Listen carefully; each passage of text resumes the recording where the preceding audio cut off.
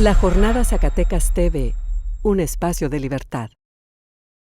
Los habitantes del norte de la ciudad que son más afectados no necesitan científicos para decirles que esos no son terremotos. Saben muy bien que hasta años recientes no ha habido temblores de esta magnitud, de tanta frecuencia, que esos temblores vienen de las actividades mineras subterráneas de Capstone. Y es una barbaridad que las autoridades están tratando de encubrir esto. Este no es el primer libro colectivo que hemos producido sobre estos temas. El otro salió en 2019 y básicamente desde entonces hemos estado trabajando en este libro. En el anterior planteamos algunas preguntas que podían servir para orientar las investigaciones reunidas, preguntas como por qué los conflictos socioambientales emergen en algunos contextos donde hay condiciones objetivas de deterioro socioambiental y injusticia ambiental, y por qué no en otros. Preguntas como cómo se conforman las agencias colectivas de resistencia y la construcción de alternativas y cuáles son las alternativas. Y bueno, como decíamos en la introducción del libro anterior, nuestra intención no ha sido contestar esas preguntas de manera definitiva, sino contribuir a debates en torno de ellos y, como decía Ivonne, y también como mencionó Jimé y Pepe, nuestras intenciones son trabajar con los sujetos sociales que están involucrados en estos conflictos, en defensa de territorio, tierra, agua, paisajes culturales, etc., y coproducir conocimientos que son útiles para ellos. Contribuir a esos debates y sobre todo para apoyar estas luchas, ojalá que ayude un poco en ese sentido. Solamente diría que nos ha interesado de alguna manera en el primero y en este segundo libro ampliar de alguna forma estas fronteras del conocimiento por las razones que les voy a explicar, y también las fronteras de lo posible. Primero, todas las plantas desde evidentemente el siglo XVI se han comportado como vectores históricos en términos de agroextractivismo, pero es una categoría que recientemente se está iluminando, sorprendentemente, ¿no? Es decir, desde la caña ustedes saben cómo se ha comportado recientemente algunos otros cultivos, sobre todo monocultivos que son muy agresivos. No se había visto necesariamente al agave dentro de estos fenómenos agroextractivos, y al final, digamos, Darcy y Cindy han promovido una discusión que se publicó en el Journal of Agrarian Change, pero que también ha, digamos, contribuido a estos aportes a nivel latinoamericano y de alguna manera están reflejados en el texto. Pero más allá, digamos, de hacer una descripción analítica del fenómeno, de cómo se ha convertido en una problemática socioambiental, la idea es evidentemente fortalecer a los sujetos y construir alternativas que también están documentadas en esa parte.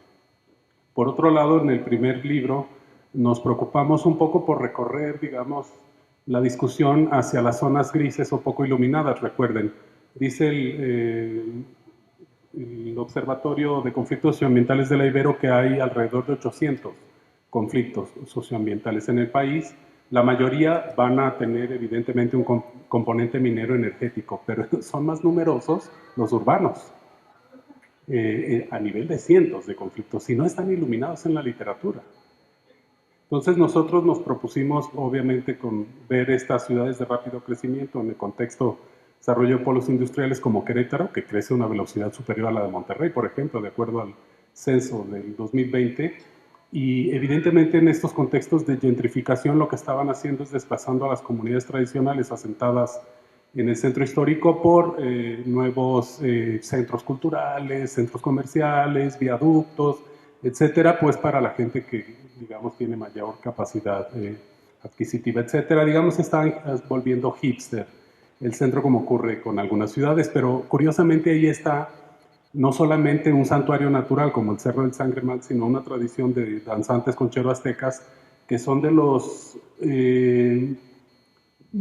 es la meca de la danza conchera en el país, en realidad. Viene gente de todo el mundo, no solo de Estados Unidos, de otros países, porque en tanto santuario es un ritual, es un comportamiento ceremonial que mueve un montón de energías también a nivel, digamos, de los pueblos indígenas, y ahí hay un montón de cosas re interesantes. O sea, obviamente lo que ya problematizaron en términos de despojo urbano y la necesidad de recuperar los comunes, porque no es la identidad, digamos, no es el esencialismo de que son un pueblo indígena, etcétera, sino lo más importante ahí es todo lo que ocurre en términos del espacio como bien común y el papel o la importancia que juega en términos de reproducción social en una perspectiva convivencial de reciprocidad, etc.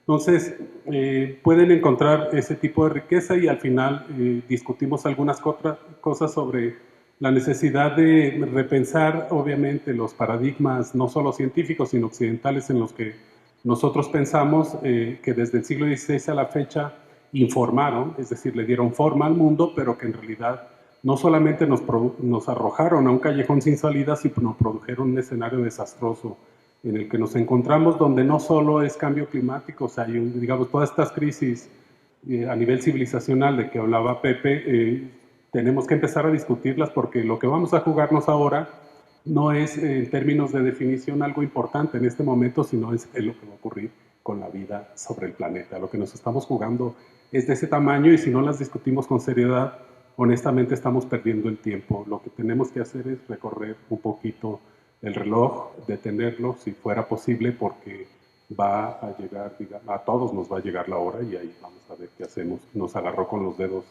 en la puerta, en el fondo. Es decir, ¿qué hay detrás de esta reflexión que les digo? Nosotros observamos problemáticas ambientales en el contexto de las afectaciones que producen en términos sociales o ambientales, pero tratando de iluminar las reacciones sociales en términos de dinámicas de acción colectiva en la perspectiva de la construcción de alternativas. Entonces hay varias, digamos, hay ciertas inferencias en términos de la arquitectura que podemos nosotros retirar de cómo está construido el texto, cómo los estudios de caso documentan de forma vivencial procesos en los que nosotros estamos envueltos en distinto grado y algunos evidentemente como activistas, militantes, digamos, no es nada más observación participante o este umbral de las dinámicas cualitativas, es distintas formas de investigación colaborativa, participativa, etcétera, etcétera, en las que debemos involucrarnos para ver entonces conflictos, pero con la intención de revertir estos procesos de degradación y evidentemente contribuir hacia un mundo más habitable y no al revés, que es lo que nos está dejando la disyuntiva entre el capital y la vida.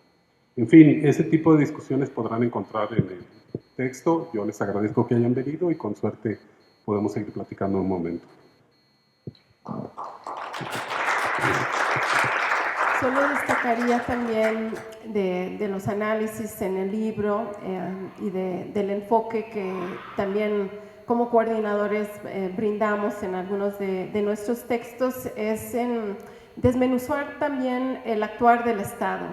Y yo creo que esto es importante, en particular en estos momentos donde las crisis ambientales están afectando las vidas cotidianas y se están agudizando, el poder desmenuzar y entender al actuar del Estado, en particular su aprovechamiento para mencionar cómo lo abordo yo cuando pienso con el conflicto en torno al río Santiago en Jalisco, cómo hay narrativas desde el Estado de aprovechar los momentos de crisis ambiental, a veces para canalizar recursos a actores privados, o sea, para poder acceder a fondos, para poder contratar deuda y demás bajo estos discursos, y por otra parte, para poderse proyectar como un actor verde. Tiene un valor simbólico también el uso de estas narrativas de crisis ambiental, y creo que en lo que han comentado de esta investigación cercana a las comunidades, creo que ese es un aporte que podemos hacer desde la academia también, en entender y leer y analizar a fondo entre el discurso y la práctica de estos actores. Y creo que los diferentes casos estudiados varios tienen ese aporte y ese enfoque. Y destacaría también, el libro se llama Extractivismo, Contaminación y Luchas Socioambientales en México, y creo que los debates en torno al extractivismo son amplios y recurrentes, y en torno a la contaminación no tanto. Y eso lo planteamos en el libro. Planteamos que en esta disyuntiva, como decía ahorita Carlos, entre capital y la vida, una de las formas en que este aceleramiento del metabolismo social se manifiesta para las comunidades a veces es el deterioro de sus condiciones de salud, sus condiciones de vida debido a esa contaminación. Y a veces puede ser un entorno donde es muy obvio esa contaminación, como el espacio donde yo he trabajado en el Río Santiago, y en otros contextos como el norte de Guanajuato, donde a lo mejor el agua tiene mucho arsénico, tiene mucho flúor. Eso a lo mejor les suena un contexto conocido, porque en Zacatecas, en Jalisco, lo estamos viendo en muchas partes. Esos son fenómenos que quizás no son tan a la vista fáciles de identificar, pero que están teniendo, y a futuro, si seguimos, digamos, en el camino en que estamos ya con bastante inercia, se van a seguir afectando la salud de las poblaciones, en particular las poblaciones más marginadas. Y esa línea de las relaciones de poder en quienes sufren los impactos de esta agudización, ese aceleramiento del metabolismo social, queda muy evidente en los libros y en los capítulos del libro, y también la capacidad de las comunidades de organizarse y de poner en jaque procesos, digamos, donde hay una clara asimetría de poder, pero las comunidades y sus aliados ponen en jaque tanto lo que podemos llamar megaproyectos como procesos continuos, como el acaparamiento del agua para el extractivismo agrícola, o como los procesos de urbanización e industrialización que podrán quizás agudizarse ahora en el contexto del nearshoring. Entonces creo que sí son debates importantes, son conflictos que debemos de socializar, lo que está en el fondo de estos conflictos que nos rodean, y creo que digamos, todos podemos ser partícipes de esos debates, y si nos nace también ser aliados de los actores que están en estos conflictos. Muchas gracias. Estas comunidades en resistencia que están generando, como decía el doctor Lucio, alternativas, ¿verdad?, frente a pues la devastación. Quisiera saber si estas luchadoras y luchadores sociales son en su mayoría ancianos, o hay, digamos, una mezcla generacional. En la lucha en contra de la construcción de la presa Milpillas en el oeste del estado de Zacatecas, hay muchas personas mayores de edad que están tomando papeles de liderazgo. Hay otros casos, como en el caso del Río Santiago, donde hay una participación muy importante de jóvenes activistas que están de alguna manera tomando papeles de liderazgo. Entonces, yo creo que, o sea, es una cuestión variable, y lo que nos interesa más es trabajar con sujetos colectivos, ¿no? Y más allá de la composición intergeneracional de estas agencias colectivas de resistencia, lo que hemos visto es, como en otras partes del mundo, que hay una fuerte participación y liderazgo por parte de las mujeres de diferentes edades, ¿no? Y es algo que no necesariamente tienes que explicarlo en términos esencialistas. Yo creo que de hecho esas explicaciones son débiles. O sea, la idea de que las mujeres, por tener sistemas reproductivos, son más cercanas a la madre tierra, yo creo que más bien tiene que ver con cuestiones materiales, ¿no? O sea, las mujeres tienden a ser las que más se encargan en cuestiones de reproducción social y tienden a ser las más afectadas por la contaminación y por el despojo de bienes comunes.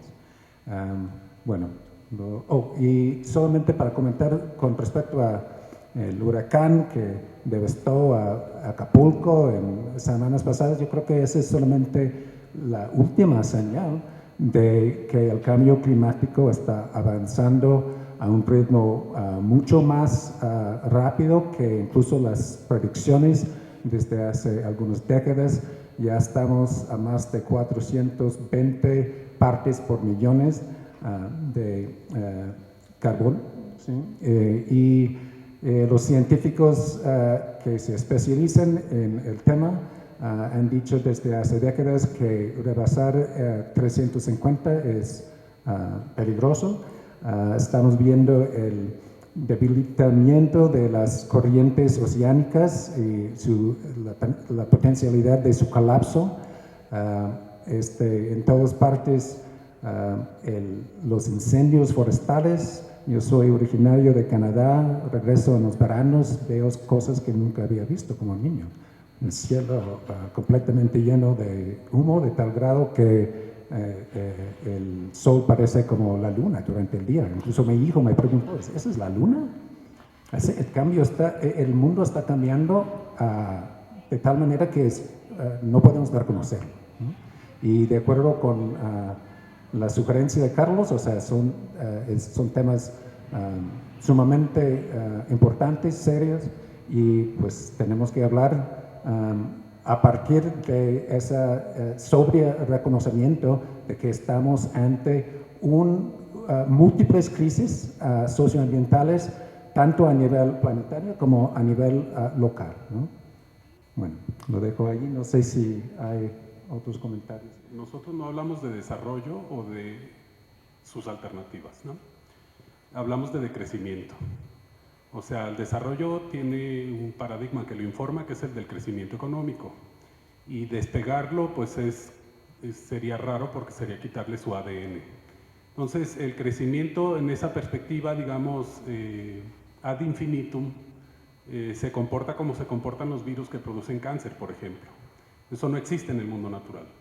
En fin, están problematizadas ahí algunas cosas.